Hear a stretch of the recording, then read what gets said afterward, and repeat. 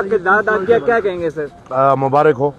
میں آج تمام تر پاکستانیوں کے شکل پہ خوشیاں دیکھ رہا ہوں. الحمدللہ میرے سامنے پاکستان کے نمائندے ہی کھڑے ہیں اور میں آپ لوگوں کو جتنا خوش دیکھ رہا ہوں تو میں سمجھ رہا ہوں کہ انشاءاللہ ہر پاکستانی اتنا ہی خوش ہوگا.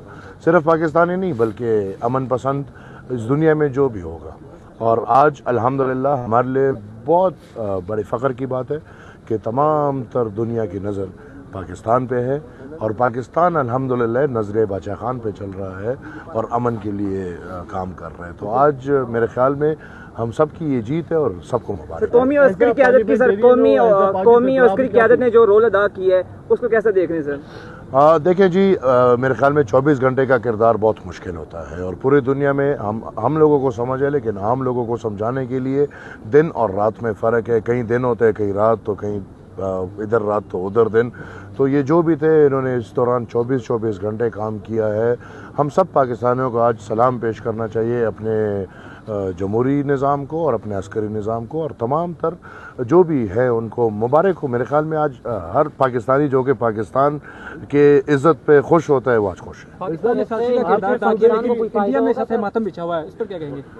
میں دیکھیں جی، آج کے دن میرے خیال میں آپ خیر وہ کردار نہ ادا کریں جو وہ ادا کرنا چاہ رہے ہیں. اور میرے خیال میں آج جہاں پہ پاکستان نے ثابت کر دیا ہے کہ دنیا میں ایک ہی واحد راستہ ہے چلنے کا اور وہ بات چیت کا ہے، ڈائیلاگز کا ہے، نہ کہ لڑائی کا، تو کیوں نہ آج پاکستان یہ قدم بھی اٹھا لے اور ایک میثاق امن کہہ دے. ایک میثاق امن اس خطے کے لیے بھی بنایا جائے جس میں ہندوستان، ایران، پاکستان، بنگلہ دیش، افغانستان، چین، روس سمیت سب امن میں زندہ رہ رہے. تو بہت اچھی بات ہے.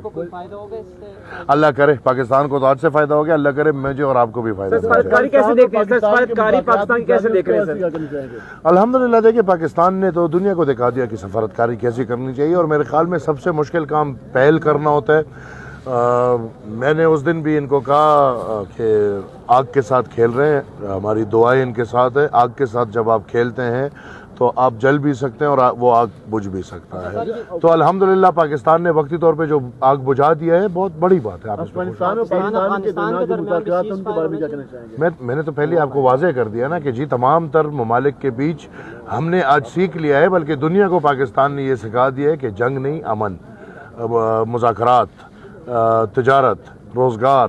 تو یہی چیزیں ہمیں اپنے ارد گرد صرف افغانستان تک نہ جوڑے. میں دوبارہ دہراتا ہوں، ایران، افغانستان، چین، ہندوستان، بنگلہ دیش، پاکستان، ان سب کو ایک بہترین ایسا ایک امن کا معاہدہ بنا کے اس پہ آگے کام کرنا.